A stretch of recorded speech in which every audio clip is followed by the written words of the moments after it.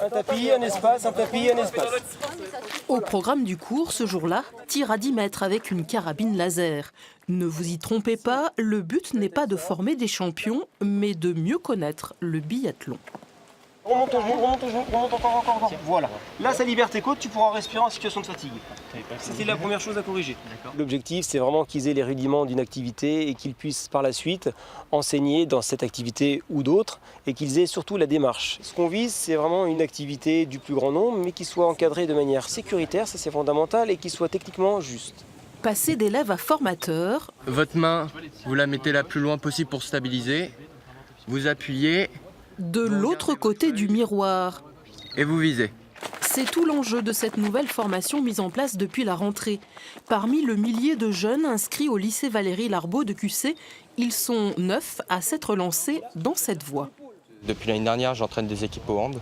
Cette année, du coup, j'ai décidé de rentrer dans cette filière et pour me spécialiser dans tout ce qui est animation et gestion dans le secteur sportif. On a des périodes de stage aussi. Du coup, ça va permettre de voir le milieu professionnel et après de voir vraiment dans quelle filière me spécialiser. 600 heures de formation dans des structures sportives et presque autant au lycée. En salle de classe aussi, l'approche est concrète.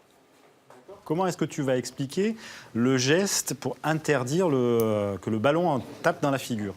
La mention complémentaire, animation et gestion de projets dans le secteur sportif, est destinée en priorité aux titulaires d'un bac pro et se déroule sur 1 an. Pour beaucoup ici, c'est une première étape vers le BPGEPS, un diplôme d'État pour devenir animateur sportif. Le BPGEPS et puis d'autres BP sous d'autres appellations sont les marches d'entrée pour être rémunérés. Donc là, c'est leur permettre de travailler dans le milieu professionnel du sport, d'être titulaire d'un diplôme à la sortie qui leur permettra de travailler en tant qu'assistant dans l'animation sportive et puis en même temps de préparer un morceau du BPGEPS. Une nouvelle formation à proximité de Vichy et de ses milliers de curistes, pas vraiment un hasard. Elle s'inscrit dans le cadre du campus Thermalisme Bien-être et Pleine Santé, créé l'an dernier, qui fédère une quinzaine d'établissements en Auvergne. L'ambition, mieux répondre aux besoins du territoire.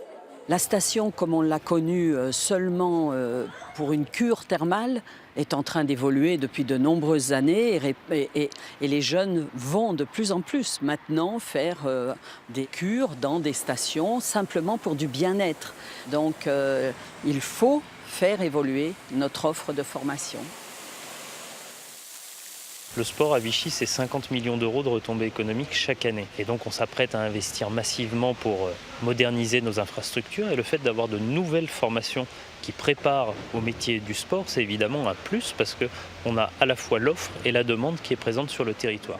Des nageurs américains accueillis en 2012, aux footballeurs slovaques en 2016, en passant par l'Ironman cet été, Vichy, ville d'eau et de sport, soigne son image. La cité thermale espère être officialisée comme base arrière des JO 2024. Le sport de haut niveau est dans son sillon le sport pour tous. Certains tablent déjà sur un effet d'émulation. C'est-à-dire d'allonger le parcours